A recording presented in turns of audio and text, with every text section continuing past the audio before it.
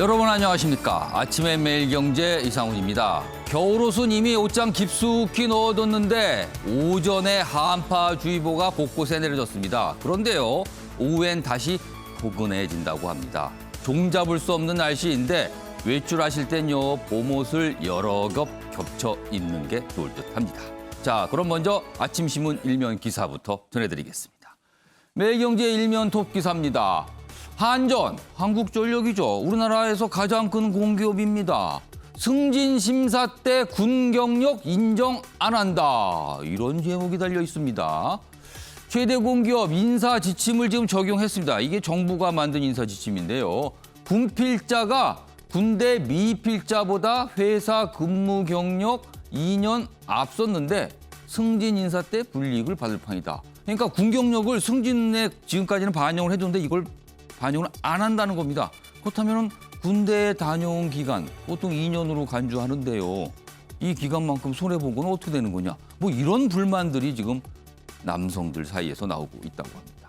분필자 승진 역차별 일파만파다. 이런 내용을 좀 다루고 있습니다. 다음은 서울신문 보겠습니다. 미국을 업은 일본. 방사능 오염수 바다에 버린다. 일본 정부가 이렇게 결정을 했습니다. 별다른 정보 제공 없이 2년 뒤에 방류 일방 발표를 했습니다. 후쿠시마 원전 오염수 125만 톤, 이게 대상입니다. 이거 우리나라도 그렇고 중국도 그렇고 주변국에서 강하게 반발하고 있습니다. 자, 스가 총리, 희석해서 버리기 때문에 괜찮다. 물을 타서 버리겠다는 겁니다. 바닷물을. 그런데요, 그 안에 있는 원전, 이 문제가 되는 이 오염 물질들, 이건 그대로 나가는 거 아닙니까? 이런 설명을 좀 하고 있는 겁니다, 지금. 이번에 조선일보 보겠습니다. 얀센도 혈전 논란, 백신 접종 초비상, 이렇게 제목이 돼 있습니다.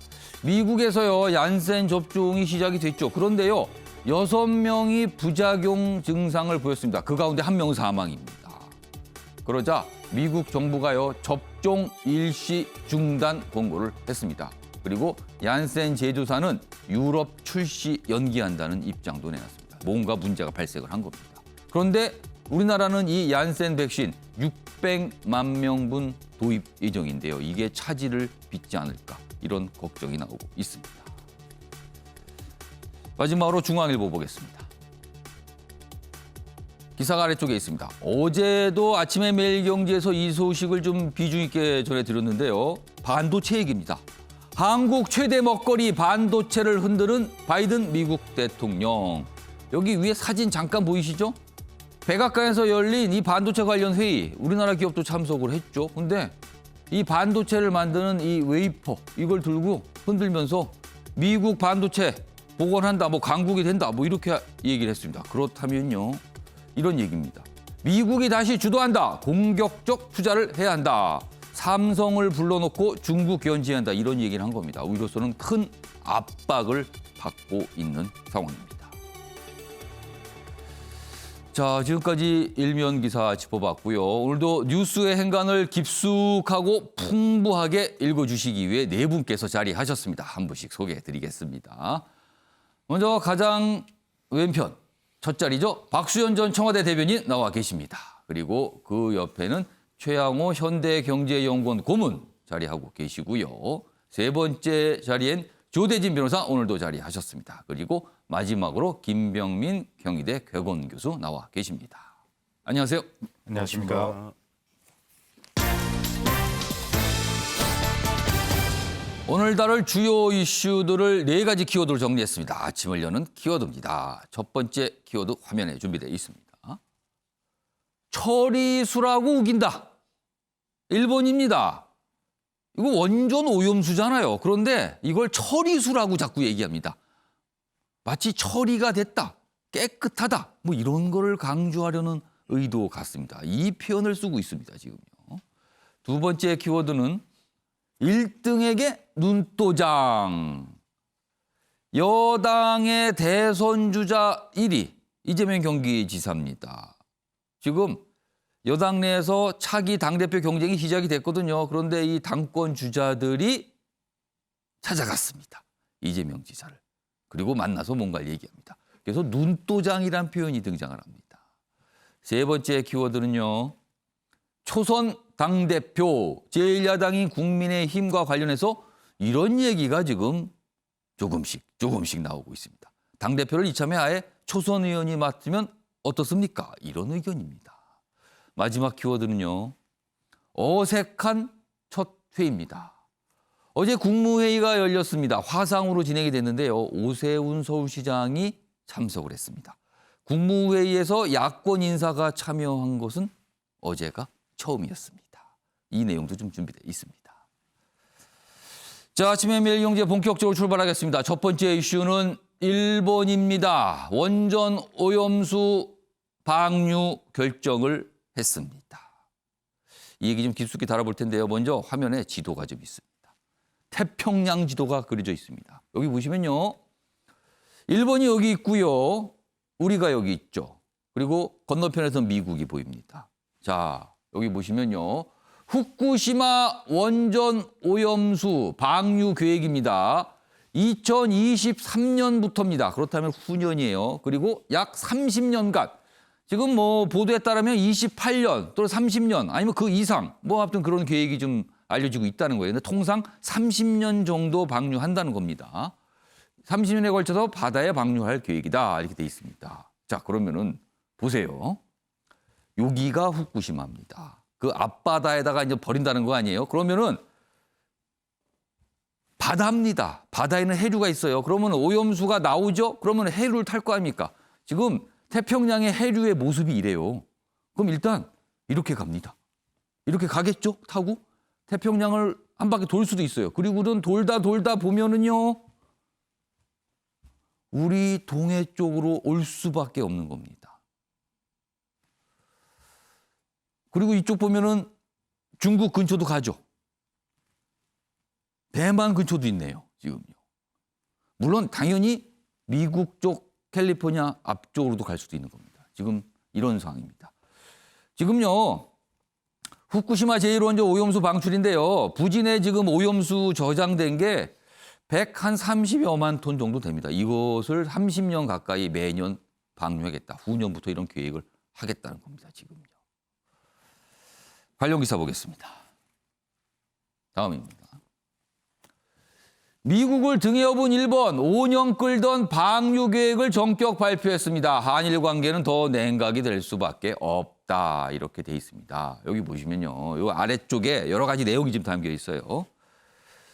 바이든 미국 대통령, 스가 일본 총리 회담을 사흘 앞두고 일본이 발표하자마자 미국은 즉각 지지 성명을 냈어요. 이거 느껴지시죠? 뭔가 사전에 우리가 이럴 때 이런 표현을 씁니다. 짰다. 이런. 그리고요. 우리 외교부는요. 협의 없는 일방 조치다. 주한 일본 대사 초치에 항의했습니다. 그리고 영호남, 제주는 소송까지 지금 언급하고 있는 상황입니다. 중국도 주변국의 심각한 손에 닿아 강하게 반발하고 있죠. 이런 상황입니다. 지금요. 자, 그럼요. 이와 관련해서 스가 일본 총리가 한 얘기가 있습니다. 당연히 뭐 괜찮다는 얘기 위주입니다. 확인해 보겠습니다. 福島第一原発の廃炉進めにあたって避けては通れない課題であります。このため本日、基準をはるかに上回る安全性を確保し、政府を挙げて風評対策を 뭔가 그냥 괜찮다. 걱정 말라 뭐 이런 거예요. 뭐 어쩔 수 없다. 뭐 이런 설명도 좀 곁들여져 있었습니다. 자, 여기서 이 여러 가지 관점에서 이슈를 볼 수가 있는데요. 첫 번째는요. 미국을 등에 업은 일본입니다. 이 부분입니다. 최영호 고문님. 네. 미국은 왜 일본을 지지하고 있을까요? 지금 아까 지적하듯이 이제 16일 날 조 바이든하고 스가 총리의 이제 회의가 있는데 거기서 예. 어떤 뭐 중요한 것들이 나올 것 같습니다. 예. 근데 이게 들어가면은 굉장히 또 참 이게 예. 이해하기 힘든 부분들이 많습니다. 예. 2014년도에 이제 후쿠시마 원전이 이제 터졌을 때 거기서 이제 물을 이제 정화해서 해야 되겠다는 결정을 내렸을 때 그 당시에 누가 그 정화하는 시스템을 제공하느냐? 예. 미국 겁니다. 아, 장비요? 예. 그게 ALPS라고 Advanced Liquid Processing System이라고. 가만있어. ALPS요? 예. 읽으면 알프스네요. 알프스입니다. 예, 알프스라는 이제 정비 시스템을 갖고 들어가는데 지금까지 2014년부터 계속 쓰고 온 건데요. 이게 문제가 있어요. 지금까지 뭐 데이터에 의하면 29%만 걸러냅니다.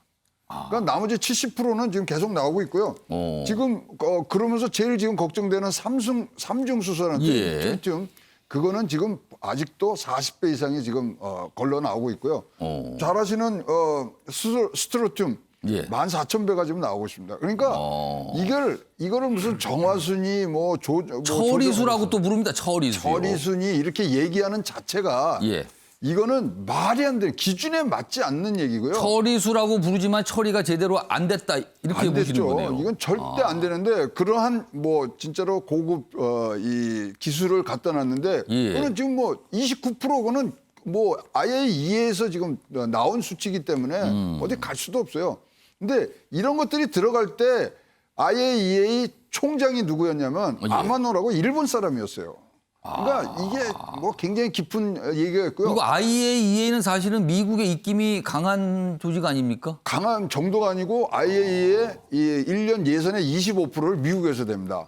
그리고 일본도 8% 이상을 대고 있거든요. 그러니까 지금 거기에 굉장히 그립이 이제 강한데 지금은 이제 아르헨티나 사무총장이 이제 갔고요. 예. 그다음에 지금 뭐 이런 것들에 대해서 얘기가 이제 사전 조율되는 과정에서 뭐가 있었냐면 4, 5일 전에 예. 일본의 산업성 장관하고 미국의 상무부 장관하고 만났습니다. 저는 반도체 얘기뿐만 아니라 이 얘기를 분명히 했던 것 같습니다. 등등을 봤을 때 지금 미국이 사실 반도체에 대해서 이번 반도체 얘기할 때 예. 일본 업장 하나도 안 불렀거든요. 예. 그러면 다수의 반도체도 미국에서 일본을 통해서 갖고 올 수 있는 부분까지 넓혀서 보면은 예. 뭔가에 아까 말씀하신 대로 짜고 치는 그러한 뭐 부분들이 있는데 거기에 딱 지금 일본 스가 총리는 딱 예. 이거는 뭐 기회인 것 같다 그러고 딱 든든한 병풍을 하나 친 거죠. 미국이라는. 그래서 16일 그 뭐 대통령하고 스가 총리의 예. 회의 진짜 이거는 뭐 우리가 굉장히 잘 지켜봐야 되겠지만 여기에 대해서도 선제적으로 예. 그 회의에서 만약에 후쿠시마 얘기가 나오는 것은 절대로 우리가 반대한다고 선제적으로 좀 나갔으면 좋겠습니다. 그러니까 일본이 미국을 등에 업고 미국에서 지지하니까 뭐 자신 있게 발표하는 거예요. 그리고 뭐 우리나라나 중국이 얘기를 해도 눈 하나 꿈쩍 안 하고 저렇게 가겠다고 하는 겁니다. 지금요. 지금 삼중수소 얘기 잠깐 하셨거든요. 보겠습니다. 일본 오염수 200일이면 제주로 여과 안 되는 삼중수소를 어쩌나 이렇게 돼 있습니다. 삼중수소 방류 후 농도 급감, 자연상태 한강물과 비슷해져. 뭐 체내 유입돼 동성 났다 뭐 이런 얘기가 있지만은 이게 사실은요 걸러지지 않고 간다는 게 문제가 있는 거예요. 지금 희석한다고 그러지만 어차피 총량 자체는 바다로 들어가는 거거든요. 그래서 뭐 여러 가지 지금 반발들이 많이 나오고 있습니다. 지금요. 자, 그럼요. 이번 다음 기사는 일본에 좀 중점을 둔 기사입니다. 보겠습니다. 안전보다 비용 절감을 택한 일본. 아소. 이건 일본 내에서 굉장히 유명한 분이시라고 그래요. 재무상 겸 부총리입니다. 방류수 마셔도 돼. 이런 얘기를 합니다. 여기 보면 지금 일본 내에도 반발이 심해요. 그리고 주변국 반대 당연하죠. 근데 왜 방류 결정을 했을까 설명하고 있습니다. 내년 가을 저장 탱크가 포화된다. 그러니까 꽉 찬다는 거죠. 그리고 올림픽과 총선 전에 이거 이슈를 털어내기다. 정치적 목적도 있다. 그리고 5년 전에 이미 해양 방류가 비용 싸고 처분 기간도 짧다. 뭐 이런 분석이 있었다고 합니다. 그리고 스가 총리는 발표 6일 전에 어업단체를 만났다. 근데 주민 의견은 묵살했다. 뭐 이런 반발되는 내용도 좀 담겨 있습니다. 다음은요. 이 아소 부총리 요 얘기 방류수 마셔도 돼 이 얘기잖아요. 이거 좀 다시 좀 볼게요. 이런 얘기를 합니다. 금을 마시더라도 별일 없다. 그러면서 삼중수소 농도는 한국, 중국이 바다에 방출하는 것 이하다. 뭐 이렇게 주장합니다. 근데 마시더라도 별일 없다는 얘기를 해요. 이 얘기를 가지고 일본 내에서도 엄청난 반발이 있어요, 지금요. 이게 무슨 소리냐, 이게 도대체. 김병민 교수님. 네. 마셔도 된다. 아소다로 일본 정치인입니다. 이거 어떻게 들으셨어요? 아소다로 부총리는 일본 내에서도 망원 제조기로 유명한 정치인입니다. 망언을 그냥 하는 정도가 아니라 제조를 합니까? 예, 대한민국에 대한 과거 역사 문제에 대해서 있을 수 없는 말들을 쏟아냈던 적이 한두 번이 아니고요. 지난해 있었던 도쿄올림픽 코로나 때문에 연기됐던 거에 대해서는 저주받은 올림픽 등에 대한 얘기를 해서 국내, 일본 내부에서의 여론도 좋지가 않습니다. 이 오염수 방출에 관련된 문제는 이 한국, 대한민국뿐 아니라 중국 등 국제사회에서도 문제를 충분히 삼지만 일본 내부에서도 여론이 좋지 않는 상태이기 때문에 저 오염수를 마셔도 상관없다 얘기를 하니까 일본 내부에서도 그럴 거면 전국 방송이 지켜보고 있는 상태 속에서 지금 현재 망언하고 있는 네. 부총리 당신이 직접 마셔봐라 이런 얘기들까지 또 굉장히 나오고 또 있는 극단적 반응이네요. 그건 상황이 또요. 나오고 있는 거죠.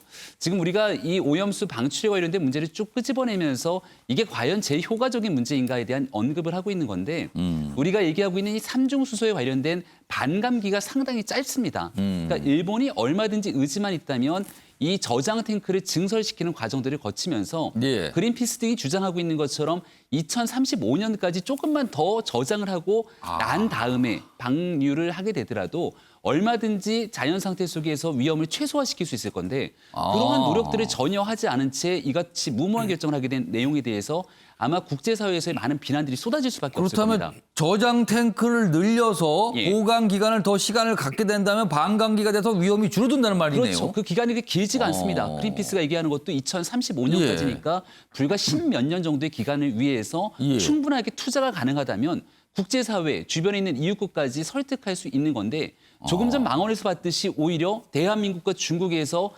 방류하게 되는 뭔가 오염물질에 관련된 언급들을 끄집어내면서 국내 이슈를 주변 국가의 갈등으로 끌어내는 굉장히 악의적인 수법까지 동원되고 있는 것이거든요. 그렇다면 이 표현이군요. 비용 절감. 기사 다시 보겠습니다. 예.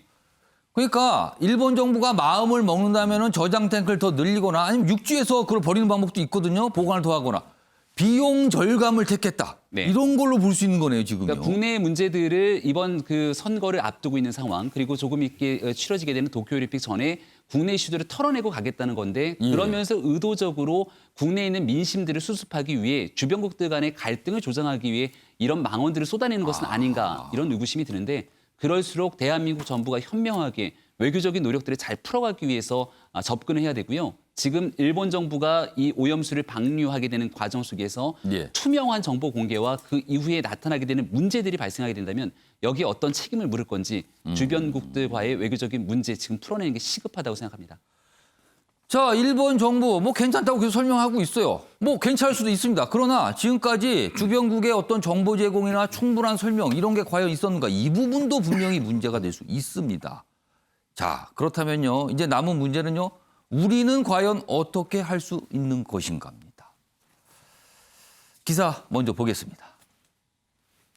오염수 방류 강행 일본, 뾰족한 대책 없는 한국 이렇게 돼 있습니다. 우리 정부는 절대 용납 못한다라고 얘기하고 있습니다만 현실적으로는 대응책이 마땅치가 않아요. 그래서 지금 꼽히는 게 수산물 수입 금지 확대 이런 방안입니다. 지금요. 이런 방안이요. 지금 일본 내 일부 지역에서 들어오는 수산물은 제한되고 있거든요. 근데 이거를 더 확대할 수도 있는 거 아니냐. 뭐 이런 얘기입니다. 지금요. 자, 박수현 전 대변인. 먼저 박수현 전 대변인 말씀 듣기 전에 어제 정부가 이거에 관해서 얘기한 게 있거든요. 그 내용부터 확인해 보겠습니다. 정부는 일본 정부의 후쿠시마 원전 오염수 해양 방출 결정에 대해 강한 유감을 표하며 주변 국가의 안전과 해양 환경에 위험을 초래할 뿐만 아니라 일본의 최인접국인 우리나라와 충분한 협의 및 양해 없이 이루어진 일방적인 조치였습니다. 오염수 처리 과정 전반에 대한 투명한 정보 공개와 국제적 검증 추진을 요청할 계획입니다. 바다를 함께하는 인접국과 국민들에 대한 폭거로서 강력히 규탄합니다. 제주에 주재하고 있는 일본 청용사를 초치하고 일본 대사와의 면담을 통해 강력한 항의 의사를 전달하겠습니다. 제주를 비롯한 부산, 경남, 울산, 전남 등 5개 지자체가 오염수 저지 대책위를 구성하여 강력하고 효과적인 대응을 할 수 있도록 주도하겠습니다. 우리 정부도 유감 표명만 하고 있을 때가 아닙니다. 정부는 할 수 있는 모든 조치를 취하기 바랍니다. 자, 박수현 전 대변인. 우리 정부가 현실적으로 어떤 대응 조치를 좀 할 수 있을까요? 그러니까 현실적으로 이제 외교적 조치 예. 뭐 이런 것들은 이제 할 수 있을 텐데 뭐 대사를 초치해서 강력한 항의와 유감을 표한다. 뭐 하나만한 일이죠. 네. 오늘 오전에 문재인 대통령께서 그 일본 대사 신임 대사를 불러서 신임장을 제정받도록 되어 있는 일정이 있어요. 또 마침. 예, 그런데 사실은 저 같으면 예. 제가 외교를 잘 알지는 못합니다만 예. 국민적 감정으로 보면 예. 신임장 제정을 아예 거부하는 강력한 조치를 거부. 해야 한다. 안 받겠다, 아예. 예. 아. 이런 정도가 돼야 되지 않겠습니까? 거부한다는 거는 대사로서 인정 못한다 이런 뜻이 될 그렇죠. 수도 있겠네요. 네, 그렇습니다. 그 시점이 또 묘하게 그렇게 또 맞아 있는데 오늘 그 자리에서 문재인 대통령께서 직접 신임장을 제정받으면서 일본 예. 대사에게 강력한 최고 수준의 용어를 동원한 그런 강력한 항의, 유감 이런 것들을 총동원해서 말씀하실 거라고 저는 예상을 합니다. 예. 비록 신임장 제정을 받는 자리이긴 하지만 예. 이런 것이고 2014년에 후쿠시마 원전 사고가 났을 때 우리 어업에 미친 영향이 얼마나 막대했습니까? 어업이 전체 한 절반 이상 전부 다 망한 것이죠. 실제로 영향을 굉장히 미쳤고 또 이런 그 해산물을 가지고 운영하는 자영업자나 소상공인들의 피해 거의 뭐 전부 다 망한 것이거든요. 어쨌든 이런 것들이 다 예상이 되는데 일본은 결정을 했습니다. 그런데 저희가 할 수 있는 조치가 아까 앵커께서 말씀하셨지만 일본에 대한 일본 그 수산물의 수입 뭐 금지 확대 이런 정도가 아니라 더 강력한 조치를 그런 부분에서 해야 한다라고 생각하고 중국과 주변국과의 국제 연대를 통해서 예. 할 수 있는 모든 조치를 함께 하는 수밖에 방법이 없고요. 미국도 사실은 자기들이 아까 최양호 고문 설명하신 알프스라고 하는 이 제거 기기를 시설을 판매하는 그런 이익 때문에 하는지는 몰라도 결국에 자기들 또 피해를 볼 것 아니겠습니까? 그래서 미국 정부는 그런 결정을 했다 하더라도 예. 이 일본의 어민들도 반대할 것이고 그래서 이 중국, 일본, 미국을 포함한 이 어민 단체들과의 함께 연대를 통한 자국 압박 전략 이런 것들도 충분하게 예. 우리가 중심이 되어서 해볼 수 있다라는 생각을 가지고 마지막으로 일본이 국제사회의 1등 지도자가 되지 못하는 것은 바로 저렇게 천박한 어떤 인류의 이런 거 공동체 국제 공동체 의식 없으니까 이런 예. 짓들 하는 거 아닙니까? 이번 조치는 주변국에 대한 제3의 외침이다 저는 이렇게 생각을 합니다. 예. 자, 조현희 변호사. 네. 자, 일본 정부는 뭐 괜찮다 이 설명을 계속 하고 있어요. 그리고 자국 내에서도 주민들한테 그런 얘기를 하고 있거든요. 자, 그러면 일단 그 전제를 깔아 보겠습니다. 그렇다면은 괜찮다는 정보를 충분히 제공해 줘야 되는 거 아닙니까? 왜 괜찮은지 아주 충분하고 넘칠 정도로 사실 이런 사안은 줘야 되는 거거든요. 자, 조대니 변호사. 우리 정부나 또는 지방 정부가 법적으로 좀 이 문제 삼을 뭐 방법 이런 건 없는 거예요? 뭐 사실상 할 수 있는 것들이 많지는 않은데요. 이제 법적으로 하려면 아까 말씀해 주셨던 것처럼 이제 각 뭐 해당되는 영향이 있는 예. 그 국내 지자체라든지 그 일본의 뭐 지자체들이 모여서 이제 소송을 하는 방법이 있습니다. 그래서 뭐 그 관련된 오염수를 그 배출하는 그 정보 공개 같은 것 등을 청구를 할 수 있고요. 그리고 오염에 비춰서 나타나는 현상들에 대해서 그 손해배상 청구 같은 것들을 할 수는 있습니다. 그리고 또 국제해양재판소에다가 이제 제소를 하는 방법도 있는데 예. 이제 문제가 되는 게 뭐냐면 이제 그 사람들은 그거 국제해양재판소 가서 깔끔하게 정리해버리면 되지 않느냐 이렇게 예. 생각할 수도 있는데 예. 문제는 이런 국제해양재판소 같은 것도 일본이 이미 작업을 해놨다는 것이죠. 그렇기 때문에 일본의 입김이 세기 때문에 가더라도 이게 일본의 손을 들어줄 가능성들이 높습니다. 그래서 이게 마냥 해양재판소로 가더라도 이게 우리한테 유리한 결과가 나올지를 담보할 수 없기 때문에 그런 예. 부분들이 걱정인 것입니다. 네. 그럼 지금 두 분 말씀 들어봤더니 뭐 딱히 대책은 없다로 들리는데요, 지금요? 그러면은 최양호 고문님. 저는 뭐 묘수가 예. 이거는 바이든 대통령 치고 들어가야 돼요. 바이든 대통령은 환경에 지금 가장 신경 쓰고 기후 변화에 대해서 지금 예. 공약을 내세운 사람인데 이런 방류를 뭐 조장하는데 이걸 같이 손들어 준다? 이것이 흘러가면 캘리포니아도 가지만 하와이도 가고 다 간 거 아닙니까? 그러면 우리는 이것이야말로 제2의 진주만 공격 아니냐. 니네 당할 거냐. 이러고 바이든 대통령을 지금 옥죄해야 된다고 생각합니다. 지금 일본에게 직접 얘기하는 건 귓등으로도 안 들을 거고요. 그래서 미국 내 여론들을 지금 상기시키는 작업들을 빨리 좀 우리가 했을 때 지금 굉장히 바이든 대통령도 국내 정치적으로 좀 뭐 아주 굳건하다고 보지 못하거든요. 이 부분이 지금 우리가 뭐 아주 빠르게 진행됐을 때는 미국 여론을 업는 것이 가장 큰 효과적인 묘수라고 생각을 합니다. 그리고 제가 또 하나 짧게 말씀드리면 중국, 일본, 우리나라 이 주변국들과 이게 선언적인 의미에 그칠지 모르겠지만 이번 올림픽 불참하겠다 이렇게 하면 라고 하는 그런 굉장히 좀 강한 조치인데요. 그런 것들도 한번 연구를 해봐야 된다고 생각을 해요. 그러면서 일본 올림픽에 대한 국제적 신뢰가 떨어질 수가 있거든요. 네. 아무튼 오늘 이런 지도가 오늘 신문에 참 많이 실려 있어요. 지금 이게 태평양에 좀 나오게 되는 거잖아요. 이 방류가 되면요. 그래서 이렇게 해를 타고 흘러 갈 수 있다. 이렇게 좀 그려지고 있습니다. 걱정입니다. 사실 이런 방사능 물질이잖아요. 이런 원전 관련 물질들은 사실 이게 어떤 현상이 나타날 때 참 오래 또 시간이 걸려요. 사실은요. 그러니까 이게 더 고민인 겁니다.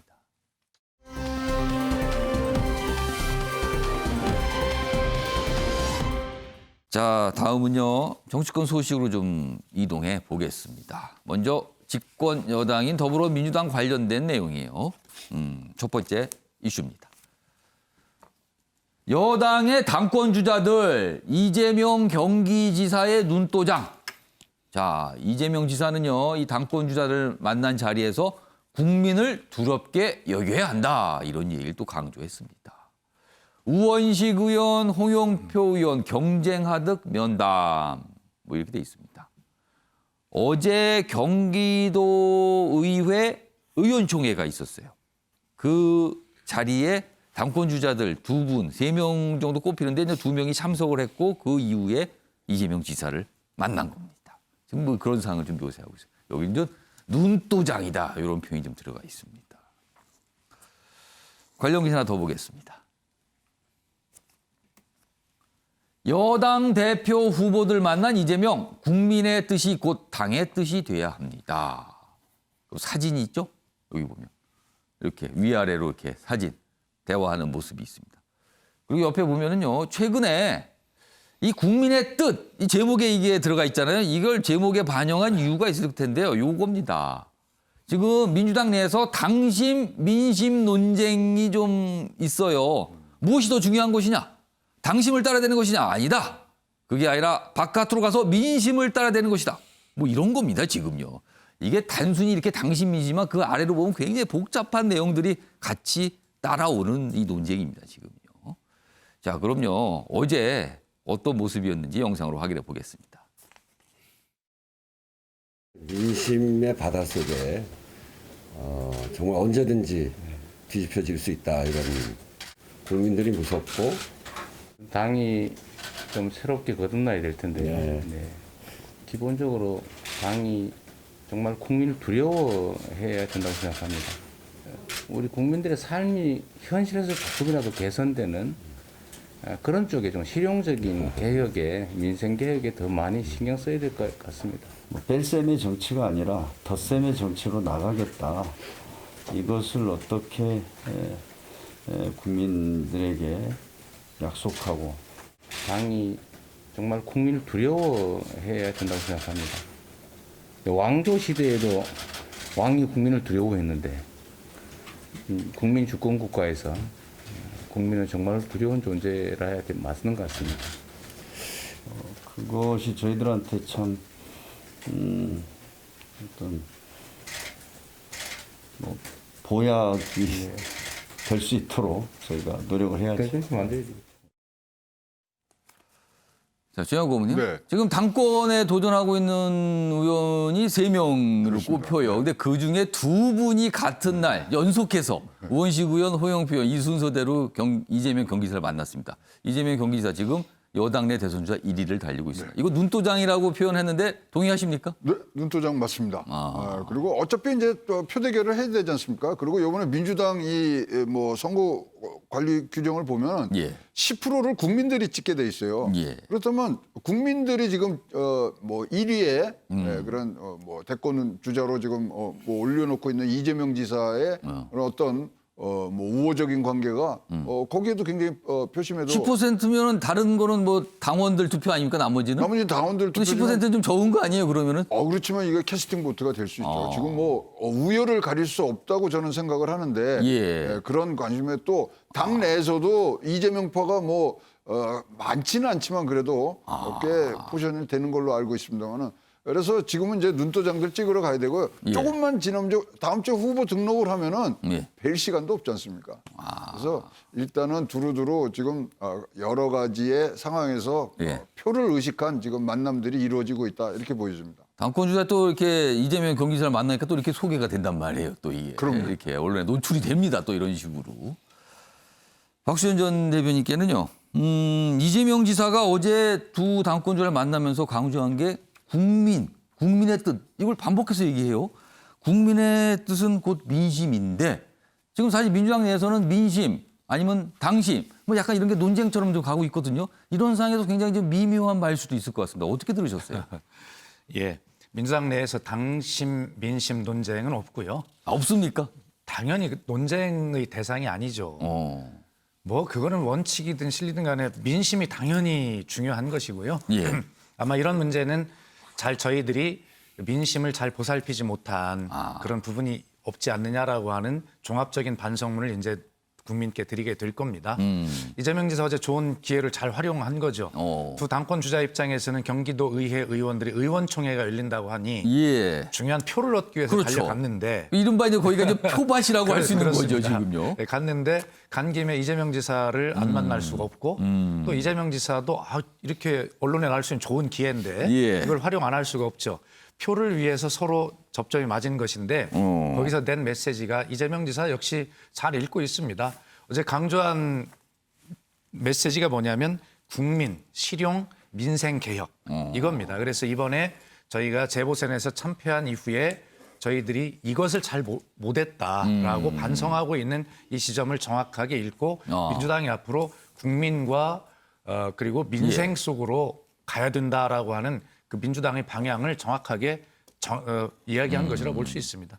이재명 지사가 기회를 잘 활용해서 역시 반성도 하면서 한 표를 또 확실하게 국민에게 민심을 좀 더 획득한 그런 날인 것 같습니다. 그 박수현 전 대변인께서는 어제 저 자리가 두 당권 주자보다는 이재명 경기지사에 더 활용도가 높은 자리였다 이렇게 보시는 거네요. 그렇게 보는 거죠.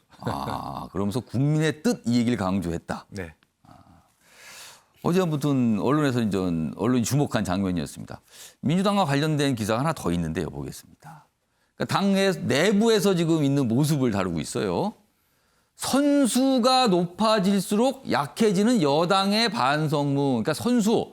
그러니까 초선, 재선, 뭐 3선, 4선 이 선수를 말하는 거예요.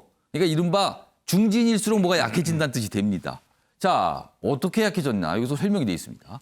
초선 의원들 반성문을 가장 먼저 냈죠. 재보선에서 공천 말았어야 합니다. 그러면서 뭐 조국 전 장관 얘기, 추미애 전 장관 이런 얘기를 했죠. 그러니까 좀 굉장히 강력한 반성문이라고 평가를 받았습니다. 뭐 그 이후에 또 당내에서 반발도 있었죠. 초선은 이런 모습이었는데 그 다음 날 재선 의원들은요. 국민과 공감이 부족했습니다. 약간 약해졌어요. 지금 확실히. 그리고 어제 3선 의원들이 모여서 다시 뭔가 입장을 냈는데 큰 책임감을 느낍니다. 이거는 많이 약해졌네요, 지금요. 보겠습니다. 이쪽에 보면 밑줄이 좀 거의 있어요. 2030 초선 의원들의 반성문을 향한 강성 지지층들의 집단 행동을 두고 이 3선 의원들, 그러니까 중진들이 이렇게 평가를 했습니다. 당을 위한 관심과 충정이다. 그러니까 감내하라는 소리네요, 그냥. 당신과 민심의 괴리 문제는 소극적 태도를 보인 거 아니냐. 기사는 또 이렇게 지적을 하고 있습니다. 자, 그럼요. 어제 이 3선 의원들 모임을 마치고 나서 좀 설명이 있었는데요. 그 모습 영상으로 확인해 보겠습니다. 지금 일부 당원들이 초선 의원들 다 당을 위한 관심과 또 충정이라고 생각을 하고요. 비판하신 분들도 당심이라고 생각을 합니다. 더 소통하고 더 존중하고 함께 의견들을 모아나가도록. 재선이랑 초선 간담회에서는 조국 전 장관 사태에 대해서 의견이 나왔었는데 그래서 별도로 개별 항목은 언급하지 않았습니다. 남의 탓하지 말고 우리에게 책임이 있다. 그리고 우리가 국민과 민생 현장에서 더욱더 소통해야 한다. 자, 김병인 교수. 네. 물론 김병인 교수께서 소속하신 정당과는 다른 정당입니다. 그러니까 옆 정당인데요. 지금 이 표현, 선수가 높아질수록 약해진다. 이 분석에 동의하십니까? 네, 동의하고요. 선수가 높아질수록 더 큰 책임감이 있는데 그 책임감에 대해서 책임을 지려는 모습들이 잘 안 보이는 것 같아서 아마 민주당 내에 고심이 깊지 않을까 싶습니다. 지난날 보수정당이 국민으로부터 싸늘하게 외면을 받으면서 정치적으로 참 어려웠던 시기를 겪었을 때와 비슷한 모습을 보인다 이런 생각이 드는데요. 민주당의 입장에서 보면 2017년과 2019년 두 해 연도의 정치적 사건들을 좀 우리가 눈여겨볼 필요가 있다고 생각합니다. 2016년에서 2017년으로 거슬러갈 때는 박 전 대통령의 탄핵이 대한민국을 완전 전국을 뒤흔들었고 그 당시에 광화문을 가득 메웠던 국민의 촛불 민심을 받들어서 문재인 정부는 촛불 정부가 되겠다고 약속을 합니다. 그리고 그때 몸을 담으면서 정치를 하고 집권했던 많은 사람들이 지금의 재선 이상, 3선 등에 대한 국회의원들이겠죠. 국민들의 70%가 넘는 지지를 바탕으로 문재인 정부 4년 가까이 이끌어왔습니다. 그럼 그 4년 가까운 기간 동안에 대통령 권력과 지방 권력, 입법 권력이 이르기까지 모든 권력을 독점하게 되는 상황이 오게 되는데 거기에 대해서 그 4년의 기회를 완전히 날려버리게 된 것이죠. 이번 보궐선거 결과를 지켜보면. 그러면 누가 과연 이러한 국민의 민심, 주어진 기회를 완전하게 날려버리는 참담한 패배를 기록했는가. 책임을 지는 사람들이 나와야 되는데 그 책임에 대해서 남 탓하지 말라는 얘기를 중진들이 하는 겁니다. 그러니까 여기에 대해서 굉장히 국민들이 지켜보시기에는 무엇을 잘못했는지에 대한 반성이 없구나 여겨질 수 있는 것이고요. 2019년도를 얘기했던 것은 마찬가지로 조국 전 장관 사태 때문에 국민의 원성들이 자자했을 때 이 문제를 덮고 넘어갔던 것도 마찬가지로 지금의 재선 이상 중진들의 얘기겠죠. 초선 의원들은 2020년 국회의원 선거를 통해 당선된 상황 속에서 자신들의 목소리를 낼 기회가 굉장히 적었을 것이고 이번에 처음으로 목소리를 냈을 때 적극적인 지지층으로부터 많은 반발들이 있었을 텐데요. 초선 의원들을 비롯해서 민주당 내에 있는 소장파, 쇄신파라고 불리는 많은 사람들이 얼만큼 국민의 목소리에 다가서는지 이게 이제 앞으로 남은 대통령 선거 국면과 정치를 끌고 가는 앞으로의 방향 속에서 큰 가늠자가 될 거라고 생각합니다. 자, 조대진 변호사께서는 반성문을 내놓고 있긴 한데 선수가 높아질수록 약해지고 있다. 이런 분석에 동의하십니까? 저도 김병민 교수님의 그 생각에 동의를 하는데요. 선수가 올라가면 아무래도 조금 기득권에 가깝고 또 여러 가지 좀 이렇게 정치 경험이 많다 보니까 지금 성급한 반성보다는 어쨌든 지나갈 거다라고 생각하는 부분들이 더 많을 것 같습니다. 기득권의 다른 이름은 책임자일 수도 있어요. 네. 그래서 어쨌든 어려운 시간은 있지만 시간이 지나갈 거다라고 이렇게 좀 안이하게 생각하는 부분들이 좀 중진들은 약간 그런 생각하지 않나라고 보시는 거예요? 근데 이제 초선들도 이렇게 좀 강하게 반발을 하는데 초선들이 이렇게 강하게 반발하는 부분도 물론 이제 당을 위한 충정일 수도 있겠지만 국민들이 바라봤을 때는 어떻게 보면 자기의 그 초선인 존재감을 좀 살리기 위해서 일부러 또 그렇게 하는 거 아닌가라는 또 의심의 목소리도 있거든요. 정치적인 판단이 있는 거 아니냐 혹시라도. 선거할 때는 앞 뒷전에 물러나 있다가 이제 와서 책임론이 불거지니까 한번 돌발해 보려고 그것도 어쨌든 앞선 정치인들이 했던 모습들이거든요. 소장파라는 배지를 달기 위해서 어쨌든 드러나기 위해서 하는 모습인 걸로 보이니까 그렇게 좋아 보이지는 않고 어쨌든 반성하는 모습은 좋습니다. 반성하는 모습은 좋은데 정치인들 입에서 나오는 거짓말이 몇 개 있지 않습니까? 국민과의 소통 그리고 뼈저린 반성 이건 다 거짓말이라고 보는데 어쨌든 그런 거짓말들이 이제 더 이상은 통하지 않도록 진정한 반성과 중진이든 초선이든 진정한 반성이 이루어지도록 조금 이렇게 국민들을 설득하는 진정한 모습이 좀 나와야 된다고 저는 생각을 합니다. 조대진 변호사 말씀 들으니까 약간의 정치 혐오 이런 게 좀 깔려 있는 것 같아요. 뼈저린 반성은 다 거짓말이었다 지금까지. 이렇게 좀 평가를 해 주셨어요. 이번에는 과연 어떤 모습인지 지금 많은 분들이 민주당을 지켜보고 계십니다. 지금 어떤 변화, 어떤 모습으로 갈지에 대해서요.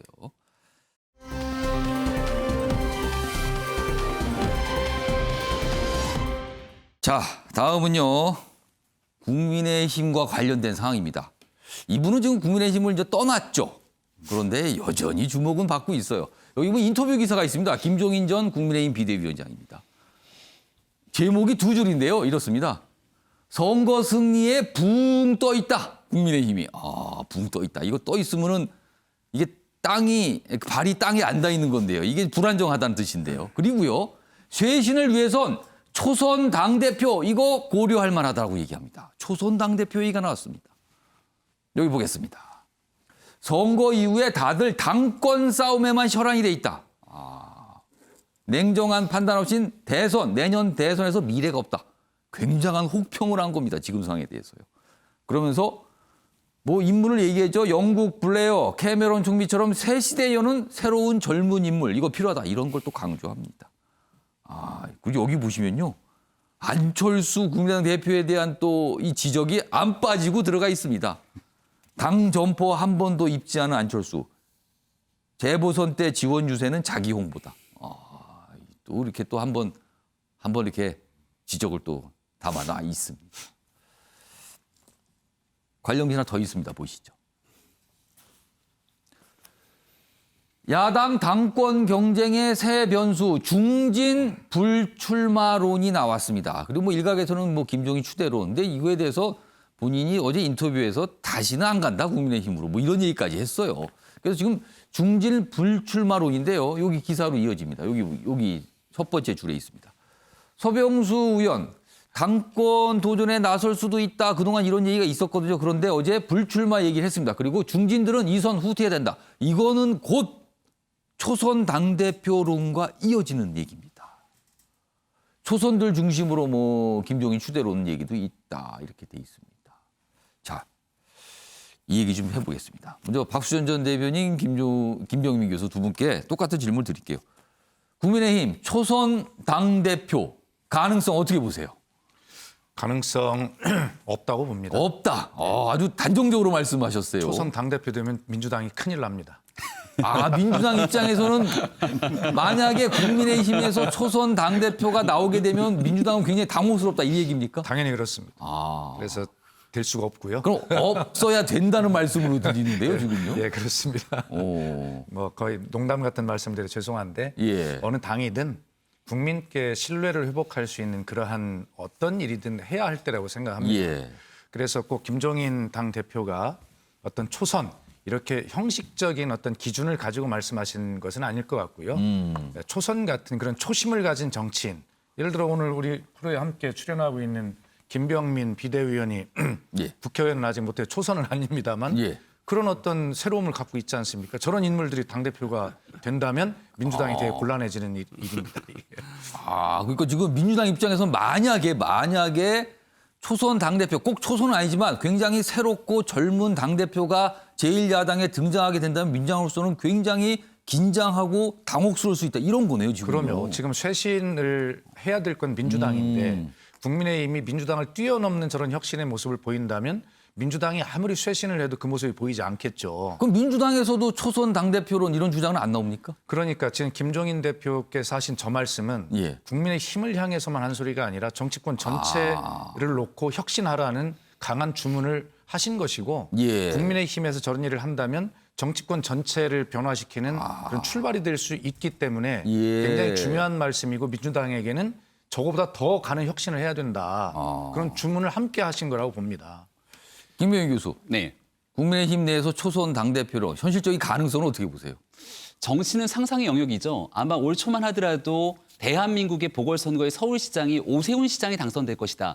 이렇게 예측하셨던 분들 여기 계신 분들도 마찬가지고 많은 시청자 여러분들 그렇지 않았을 거라고 오세훈 생각합니다. 시장께서 들으시면 좀 섭섭하실 수도 있겠는데요. 그 당시 연초의 여론조사에서는 안철수 대표가 굉장히 압도적인 우위를 점하고 있었고요. 당내에 있는 여론조사에서도 오세훈 현 서울시장이 후보였을 당시에 그렇게 높은 지지가 있지는 않았죠. 하지만 국민의힘 중심으로 선거를 이겨낼 수 있다는 가능성들을 보여줬고 오세훈 시장이 후보로서 어떻게 서울시장을 이끌어갈지에 대한 진정성을 보여주기 시작하면서 당내 경선에서 역전을 거듭해서 후보가 됐고 그리고 안철수 대표의 단일화 과정에서도 여론조사에 열세가 있었지만 최종적으로 역전하면서 선거의 결과를 지켜보면 국민의힘 보수정당이 가지고 왔었던 역대 어떤 선거 결과보다 가장 극적인 결과를 나타냈습니다. 그렇기 때문에 정치는 가능성의 예술이고 모든 상상력들을 동원해서 국민들의 마음들을 충족시켜줄 수만 있다면 결국은 그 결과는 어떻게 할지 모른다라는 말씀을 꼭 좀 드리고 싶고요. 김종인 위원장이 데이비드 캐머런 같은 이런 젊은 당대표가 출연해서 보수정당이 영국 보수당을 확실하게 변모시켰던 과정처럼 한국 정치사에서도 그런 기회가 필요하다는 얘기를 하는데요. 이 이유는 이번 보궐선거에서 국민의힘이 서울시 25기 자치구 전역을 승리하는 압도적인 승리를 거둡니다. 그런데 그 승리표의 근원을 살펴보게 되면 국민의힘에 대한 박수성 성격의 표심보다는 1년 2개월 정도 되는 시정에서 한 번의 기회를 주는 외상성 성격의 표심이 저는 훨씬 더 크다고 생각합니다.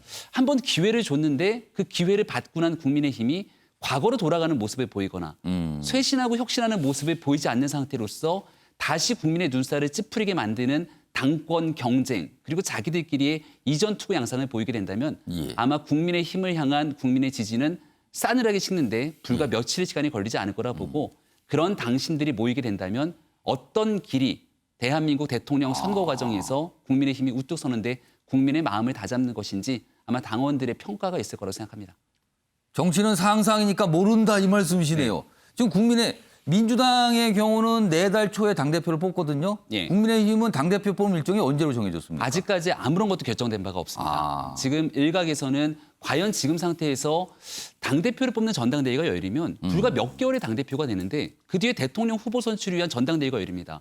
대선 주자가 뽑히면 바로 그 대선 주자가 사실상 당대표의 권한들을 다 가져가게 되거든요.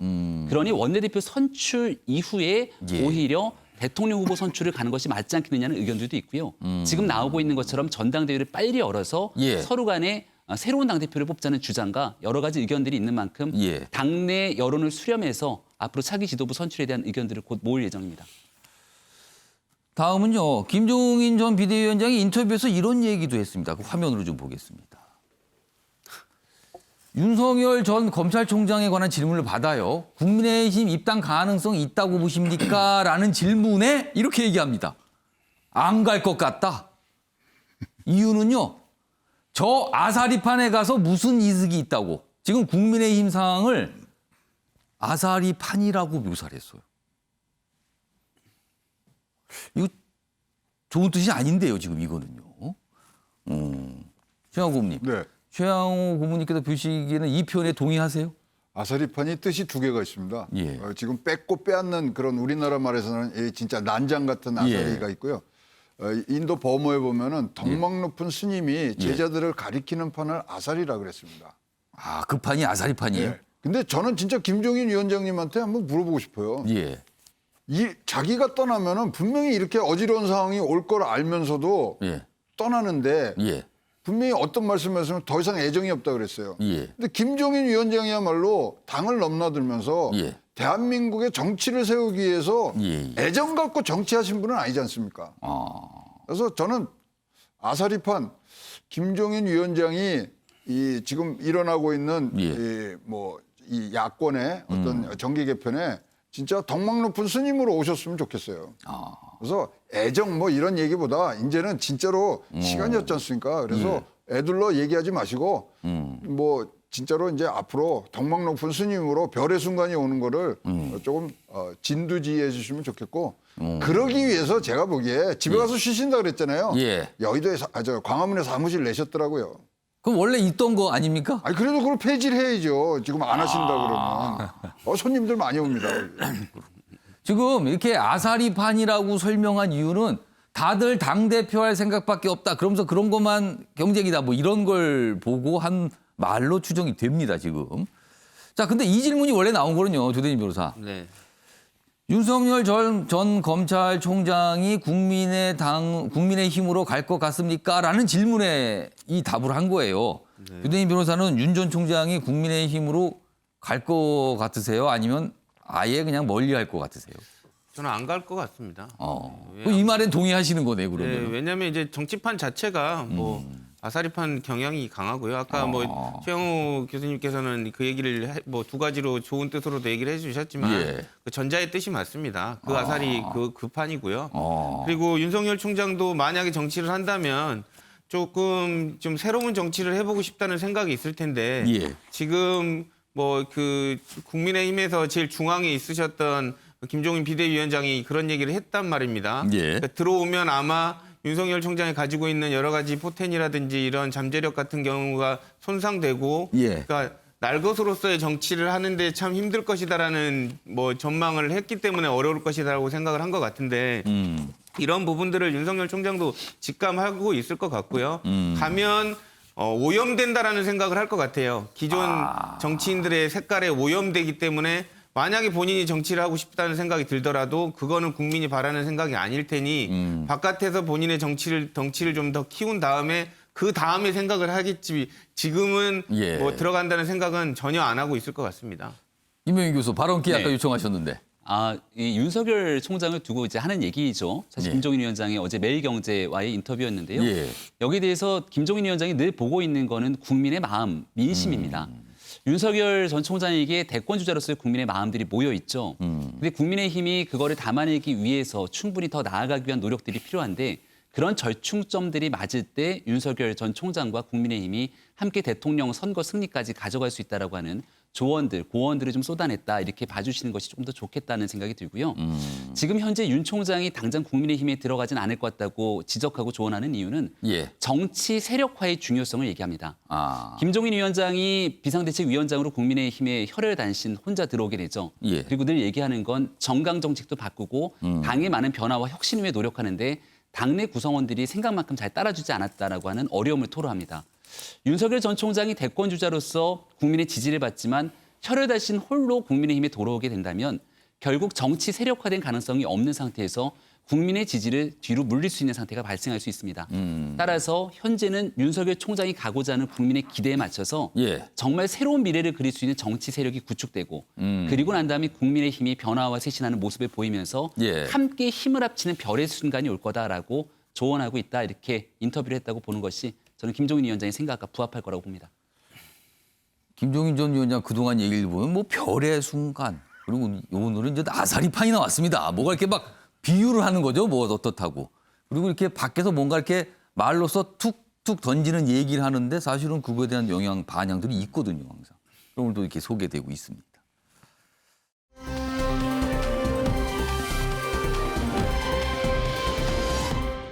다음 기사는 국무회의 그리고 오세훈 서울시장과 관련된 내용입니다. 오세훈 공시가 쓴소리에 홍남기 부총리 문제없다 설전을 벌였다. 바로 문재인 대통령 앞에서 이렇게 됩니다. 취임 이후 첫 국무회의 어제 참석을 했어요.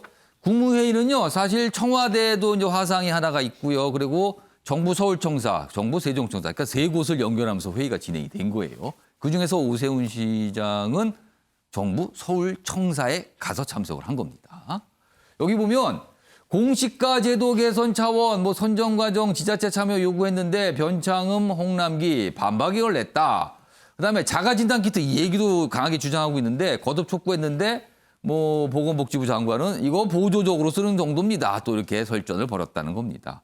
문재인 대통령께서는 전체적으로 이제 문재인 대통령이 정리하는 발언을 했는데요. 부처와 서울시 소통해달라 뭐 이런 당부를 남겼습니다. 자, 이게 있는 내용이고요. 어제 이 국무회의가 끝나고 나서 오세훈 서울시장 그리고 다른 참석자들의 모습이 카메라에 잡혔습니다. 그 내용 좀 보겠습니다.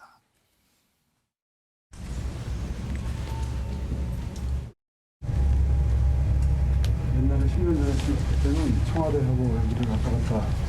거기서 했겠네요. 예. 청와대 안에서. 시간이 이렇게 있으면 안 되는데 사실 너무 많이 기다리고. 그러니까. 옛날 하실 때도 공무원이 대표로 오셨죠? 그때는 공무회 참석률이 한 70% 되더라고요. 시간이네? 아니, 옛날 하실 때는. 아, 그래요? 계속 오는 게 아니고? 박원순 시장님 16%밖에 안 되죠. 저는 범생이라 맨날 와서 의견도 없는 사람이 앉아있더라고요. 공시가격의 급격한 상승에 초점을 맞추어서 문제 제기를 했고 그 부분에 대해서 해당 부처 국토부 장관님을 비롯해서 해당 부처의 의견 개진이 있었고 또 제가 그 부분에 대해서 제 의견을 다시 말씀을 드렸습니다. 박수현 전 대표님. 네. 오세훈 서울시장 야권 인사로서는 현 정부도 처음으로 국무회의에 참석을 한 거예요. 아무래도 평소에 그렇게 가깝게 지낸 인사들이 아니죠. 지금 보면은 아까 이 변창흠 국토부 장관도 있었고요. 그리고 뭐 다른 분들이 있었는데 이 엘리베이터가 오길 기다리는 모습이 약간 어색해 보이기도 했어요. 그래서 그냥 대화를 위한 대화를 한 게 아닌가 이런 느낌도 있었는데 어떻게 보셨습니까? 예, 어색하죠. 예. 그런데 대개 이제 국무회의는 서울시장은 장관급이기 때문에 국무회의에 이제 업저버 자격으로 참석을 하고 때로 발언을 하기도 하거든요. 근데 실제로 제가 청와대 대변인 할 때 보면 그 박원순 전 시장의 경우에도 참석을 하면 일단 어색해 보여요. 같은 당이라도. 예.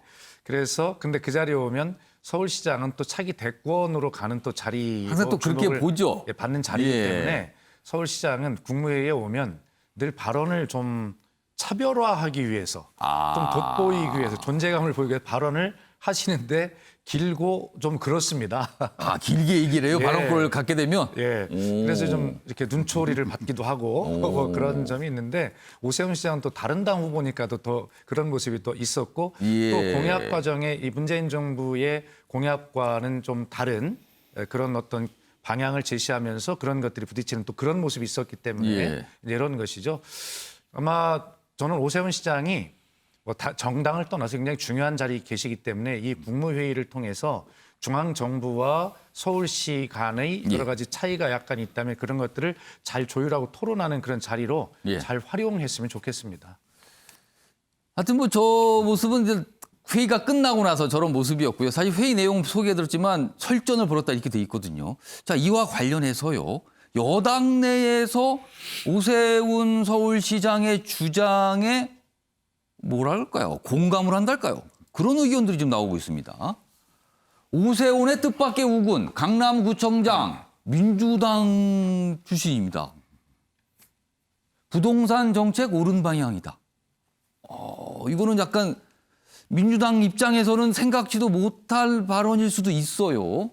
여기 보면 정순균 구청장, 집값 위저 통제는 무리다. 개발이익 환수로 가격 안정 가능하다. 그러면서 첫 진보 강남구청장, 민심을 택한 듯하다. 그러니까 이 강남구의 분위기를 택한 듯하다. 뭐 이렇게 분석돼 있습니다. 자, 그럼요. 강남구청장의 이야기 확인해 보겠습니다. 강남구청장으로서 볼 때 그 오 시장의 규제하나 방침은 저는 일단은 옳은 방향이라고 평가하고 싶습니다. 주택 공급을 공공개발도 해야 되지만은 또 어떤 재개발, 재건축을 통한 그 민간 개발을 통한 공급도 필요하다고 저는 봅니다. 그래서 우리 강남 구민들이 원하는 공급 방식은 민간 개발 방식을 오히려 선호하는 거 아닌가 하는 그런 생각이죠. 자, 다음은요. 오세훈 시장이 주장하는 방역 정책 있죠. 그와 관련된 내용이에요. 다음 화면 보겠습니다. 여기 보면 신현영 더불어민주당 의원, 비례대표 의원이죠. 이분 의사 출신입니다. 그러니까 오 시장이 내놓은 서울형 상생 방역 정책에 대해서 이미 내가 주장한 것과 동일한 내용이다. 민주당에서 이걸 먼저 활용했어야 되는데 못한 거다. 안타깝다. 그러면서 동의를 표시했어요. 자, 조대인 변호사. 여당 내에서 정책과 관련해서 약간 이탈하는 목소리가 나오는 겁니까? 이거 어떻게 보세요? 뭐 정책 이탈이라기보다는 이제 국민들이 원하는 그 우선순위에 따라서 그 각각의 이제 담당하는 정치인과 그 지자체장이 목소리를 뭐 반영해서 내는 거라고 보는 것이 맞을 것 같고요. 특히 이제 강남구청장 같은 경우에 있어서는 이제 예를 들면 압구정지구 같은 경우에 있어서는 지금 뭐 박원순 시장님 때 재개발이 지금 되게 그 제한이 되고 있었거든요. 용적률이나 이런 것들. 근데 이제 민간 개발 사업자들을 지정을 해서 이제 개발을 해야 된다는 게 오세훈 시장의 입장인데 이런 부분들이 대부분 그 주민들의 의사하고 되게 일치하기 때문에 어쨌든 어떤 정책이라도 그 주민들이 원하는 방향으로 나가는 게 그게 구청장으로서는 어쩔 수 없다라는 어쩔 수 없는 거네요. 선택이기 때문에 그런 방향으로 손을 들어준 거 아닌가라는 생각이 듭니다. 정영 고문께서는 어떻게 보셨어요? 보궐선거 결과를 말씀드리겠습니다. 73대 24였습니다. 3배가 넘습니다. 어디가요? 이 강남구가요. 이거는 더 이상 설명이 필요 없는 것 같고요. 또 실질적으로 내년도 6월 1일이면 또 다른 지방선거가 있습니다. 등등 지금은 주민이라든가 구민의 그런 의견들을 지금 빠르게 캐치해서 방향으로 나가야 되는 부분들이 나왔고요. 사실 뭐 여야를 떠나서 사실 이 정치판의 주인은 우리 국민이고 구민이고 시민이고 유권자이기 때문에 거기에 말을 쫓아가는 거는 지극히 당연한 그런 방향 설정이라고 생각을 합니다. 김병현 교수. 네. 앞으로 오세훈 시장이 국무회의에 계속 참석할 거 아닙니까? 그런데 지금 여당 내에서 이런 목소리는 분명히 본인에게 어떤 힘이 될 수도 있어요. 그렇다면은 국무회의 참석을 할 때마다 좀 더 강한 목소리를 낼 것 같다. 이런 전망 어떻게 보세요? 오세훈 시장의 성격상 이렇게 정치적으로 대립되는 메시지를 내기보다는 민생에 초점을 맞춰서 문재인 정부가 잘못하고 있는 부분에 새로운 대안을 낼 공산이 큽니다. 앞서 이재명 지사가 국민을 언급하면서 임금도 과거의 왕조 시대에서도 국민을 두려워했다는 얘기를 하게 되는데 그 내용을 곱씹어 보게 된다면 결국 문재인 정부가 그동안 운영해왔던 많은 일들이 국민의 민심이 반대되는 목소리가 있어도 그 내용을 제대로 수렴하지 못했다라고 하는 비판이 아닌가 싶은데요. 이제 현재 권력이 거의 막을 내리고 있고 미래 권력을 향하고 있습니다. 국민이 바라고 있는 마음을 담아서 오세훈 시장은 얘기를 하게 될 것이고 민주당 여당 내에서도 무조건적으로 대통령의 편을 들기보다는 미래 권력으로 넘어가게 되는 여러 가지 혼란한 시국이 도래될 가능성이 매우 높다고 생각합니다. 박수현 전 대변인. 오세훈 시장께서 그 자리를 국무회의를 잘 활용하시는 것도 좋은데요. 그 자리에서 실수를 하시면 또 큰일 납니다. 사실은. 그게 실수를 하면 또 단박에 눈에 보이죠. 그러면. 그런데 어제 말씀드린 이제 주제 방역의 상생 방역 말씀을 하시면서 신속 진단 키트를 노래방이나 유흥주점에 적용하자 이런 제안을 했는데 본인이 뒤늦게 잘못된 걸 알았어요. 그래서 자기가 오해를 했다. 신속 진단 키트는 뭐냐면 민감도의 문제도 있지만 이것은 반복적 주기적으로 이 검사를 코로나 검사를 해야 되는 그 학교, 기숙사, 보육시설, 요양시설 이런 곳에서 활용을 해야 되는데 거기에 노래방이나 영업시설 같은 데는 같은 사람이 오는 데가 아니잖아요. 그래서 전혀 다른 문제였어요. 그래서 본인도 이 문제 잘못됐구나라고 해서 본인이 근데 오해했다. 학교나 이런 데서 한번 시험적으로 해보자 이렇게 수정을 했거든요. 이런 일들이 반복이 되면 뭔가 존재감을 부각하기 위해서 무리하고 있구나라고 하는 것을 금방 국민이 아시게 됩니다. 그러니까 본인의 어떤 생각과 존재감을 보일 수 있는 자리지만 거기서 실수하게 된다면 이게 또 커 보일 수도 있다는 그렇습니다. 거네요. 어려운 자리입니다. 그러니까 아주 어려운 자리예요.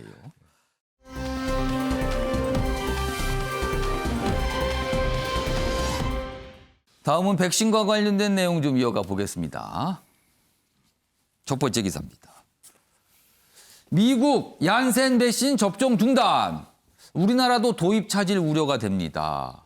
지금 미국 당국에서요, 6명에게 심각한 혈전 부작용이 났다. 이렇게 지금 얘기를 했습니다. 그러면서 중단이 됐어요.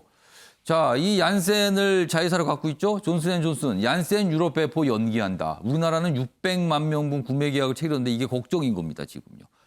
지금 백신이 아스트라제네카에서 얀센도 지금 문제를 일으키고 있는 거예요, 지금요. 다음 기사 보겠습니다.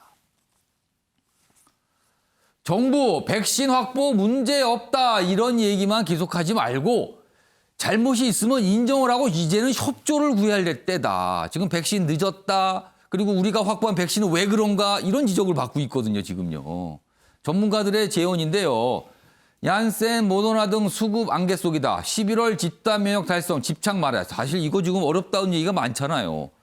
그리고 사고가 나면 백신과 무관 입장 대신 상세히 밝히고 백신 선택 이제라도 뭔가를 검토해야 되는 거 아니냐. 이렇게 하라는 거죠. 거리 두기만으로 한계다. 뭔가 근본적인 대책 지금 생각할 때다. 이렇게 얘기를 하고 있습니다. 주하국 의원님, 어떻게 보셨습니까? 이게요, 이제 우리가 임상을 할 때 그런 제한적인 그런 여건보다 이렇게 전 국민과 전 세계로 이렇게 퍼져나갈 때는 이 문제 말고도 굉장히 더 큰 문제들이 더 많이 벌어집니다.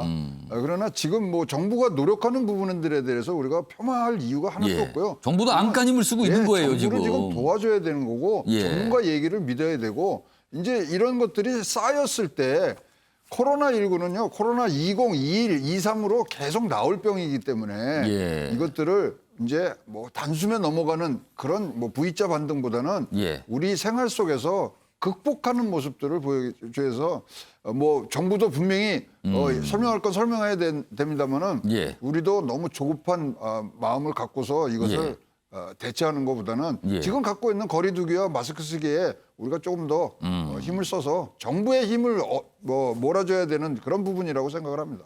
그러니까 개개인이 좀 더 조심하자. 과연 우리는 방역 수칙을 철저히 지키고 있는가 이런 걸 좀 물어봐야 될 때라는 조언이셨어요. 마지막 내용이 될 것 같은데 사진 좀 보겠습니다. 역시 백신과 관련되어 있는데요. 이 내용입니다. 자, 오늘은 여기서 마무리하겠습니다.